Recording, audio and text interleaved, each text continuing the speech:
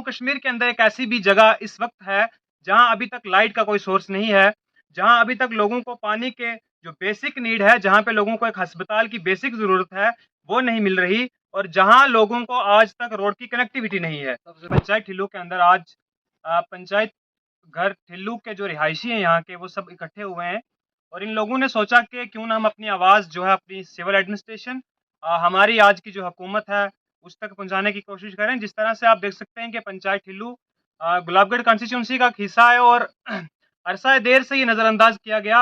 लगभग पिछले 50, 60, 70 सालों से हमारी इस पंचायत को बिल्कुल ही पिछड़ा हुआ करार कर दिया गया है, क्योंकि आप इस बात का अंदाज़ा नहीं लगा सकते कि जब पंचायत ठिल्लू के अंदर आज पंचायत घर ठिल्लू के जो रिहायशी हैं यहाँ के, वो सब इकट्ठे हुए हैं और इन लोगों ने सोचा कि क्यों ना हम अपनी आवाज़ जो है अपनी सिविल एडमिनिस्ट्रेशन हमारी आज की जो हुकूमत है उस तक पहुँचाने की कोशिश करें। जिस तरह से आप देख सकते हैं कि पंचायत ठिल्लू गुलाबगढ़ कॉन्स्टिट्यूंसी का एक हिस्सा है और अरसा देर से ये नज़रअंदाज किया गया।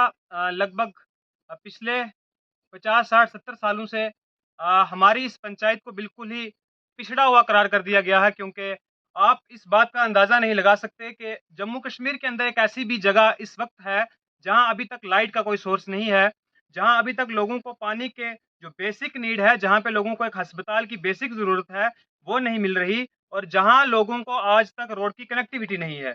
मैं नहीं समझता रोड का मसला सबसे बड़ा। मैं नहीं समझता कि इस दौर में जहां हमारा मुल्क इतना तरक्की कर रहा है, हमारे हिंदुस्तान ने इतनी तरक्की की है और वहीं एक ऐसा गाँव भी है जहां रोड की आज कोई कनेक्टिविटी नहीं है।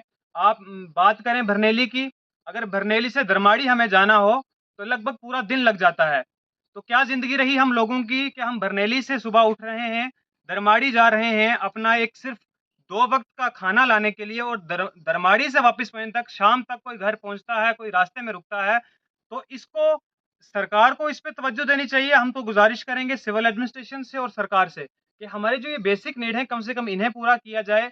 कब तक इन लोगों से आप सिर्फ़ वोट लेते रहे हैं? आज जितने भी हमारे यहाँ रहनुमा आए, इलेक्शन टाइम तो हमें हर बंदा दिखता है, लेकिन इलेक्शन खत्म होने के बाद कोई भी नुमाइंदा यहाँ वापस नहीं आता। तो हम गुज़ारिश करेंगे अपने एमएलए साहब से, गुज़ारिश करेंगे सिविल एडमिनिस्ट्रेशन से और गुज़ारिश करेंगे हमारी उमर सरकार से कि कम से कम इन इलाकों की तरफ तवज्जो दी जाए। हमारी यहाँ पे बेसिक नीड्स नहीं है। अगर आज हमारा कोई बीमार होता है तो हमें उठा के यहाँ से 10-20 किलोमीटर दरमाड़ी ले जाना पड़ता है। तो हमारी ज़िंदगी का फ़ायदा ही क्या है? हमें आप बिल्कुल बायकॉट कर दीजिए। हम तो यहाँ तक लोगों ने ये ठान लिया है कि आने वाले किसी भी इलेक्शन में यहाँ का कोई भी बंदा जो है वो हिस्सेदारी नहीं डालेगा, कोई वोट देने नहीं जाएगा, क्योंकि सरासर आज तक इस अवाम के साथ नाइंसाफ़ी हुई है।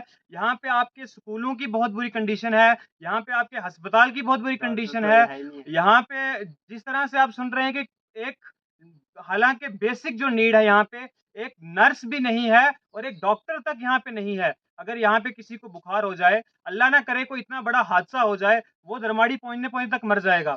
तो मैं मज़ीद इस पे बात क्या करूँगा, वक़्त की बहुत किल्लतें हैं, बातें तो बहुत सी करने के लिए हैं। आपके यहाँ स्कूल हैं, आपके 5th क्लास के बच्चे को एबीसी नहीं आती। मैं गुज़ारिश करूँगा सीईओ साहब रियासी से, आप यहाँ पे विज़िट करें। आपका कोई मुलाज़िम यहाँ पे आने को तैयार नहीं है। सिविल एडमिनिस्ट्रेशन ने अभी कुछ देर पहले यहाँ पे एक अभियान चला था कि आपको हर घर में जाना है, हर आपका डिपार्टमेंट का बंदा आपके पास पहुँचेगा, आपकी प्रॉब्लम सुनेगा। आप हमें बता दें अपने रिकॉर्ड में कि ठिल्लू पंचायत में जब ये आपकी ग्राम सभा होती है तो कितने आपके लोग आते हैं? जब किसी अवेयरनेस प्रोग्राम कोई होता है तो कितने डिपार्टमेंट आपके ठिल्लू में आ रहे हैं? हमें तो हर तरीके से नज़रअंदाज किया गया। क्यों? क्योंकि कोई बोलने वाला नहीं है, सादे लोग हैं, अपने काम में मशगूल हैं। अब अपना ज़रिया जब लोगों के पास कुछ नहीं है, जब लोगों को अपना ठिकाना ही कोई नहीं है, अगर यहाँ से हमें मज़दूरी करने दरमाड़ी जाना पड़ रहा है, तो हम कब अपनी बात उठाएँगे? तो लेकिन मेरा एडमिनिस्ट्रेशन से यही सवाल रहेगा कि रोड का तो यहाँ मेन मसला है ना, कि रोड के बारे में हम आज से नहीं, काफ़ी टाइम से हम रोड के बारे में बोल रहे हैं। हमारे कुछ लोग तो मतलब बोलते हैं, क्योंकि अब जो न्यू पीएमजीएस पे रोड की जो न्यू लिस्ट आई है उसमें भी 50 हल्का ठिल्लू का कहीं भी नामो निशान तक नहीं है। और सबसे मेन मुद्दा ही रोड का, अगर रोड जो बेसिक फैसिलिटी है अगर वो हमें आप नहीं दे सकते हो, अगर आप वही नहीं दे सकते हो तो बाकी इंफ्रास्ट्रक्चर स्कूलों में मतलब एजुकेशन का लेवल बेहतर करना या फिर मतलब जितने भी हम आंगनबाड़ी हमारी इनको बेहतर करना, ये तो मतलब प्रोसेस के हिसाब से आप जिस हिसाब से कर रहे हो ये भी मेरे हिसाब से -0 में ही, क्योंकि मतलब कोई भी स्कूल है उसमें तो या तो स्टाफ ही नहीं, जो स्टाफ होगा भी वो टाइमिंग से या तो आता नहीं है या तो बच्चों को अच्छे से पढ़ाता नहीं। अगर आप इस टाइम 5th या 6th क्लास के बच्चे को भी लोगे तो उसको पूछोगे अगर, तो वो भी साफ साफ ये चीज़ बता देगा कि भाई मेरे को कितना पढ़ाया कितना नहीं पढ़ाया है। पढ़ाने को भी छोड़िए, वो तो चलो नहीं, वो एजुकेशन डिपार्टमेंट हो, चाहे आरडीडी डिपार्टमेंट हो, चाहे पीडीडी डिपार्टमेंट हो, चाहे कोई भी ये पीएचई डिपार्टमेंट हो, मतलब एक भी यहाँ पे ग्राउंड लेवल पे हमें मतलब 50% तक भी पूरा नहीं दिखता है। अभी यहाँ पहले मतलब एक जेजेएम की इतनी बड़ी स्कीम आई थी, हर घर जल और हर घर नल, और ना ही यहाँ जल है और ना ही यहाँ नल है। जल तो फिर भी आजकल बारिशें हो रही हैं फिर भी आता है, लेकिन नल कहीं पर भी नहीं है। चारपाई पे भी चलने के लिए ढंग का रास्ता नहीं। और खुदारा मेरी एडमिनिस्ट्रेशन से और जो हमारी अभी प्रेजेंट टाइम की जो सरकार है एनसी की, उमर अब्दुल्ला जी से मेरी यही गुजारिश रहेगी कि प्लीज आप इस पंचायत नलका टिल्लू को इतना इग्नोर मत कीजिए।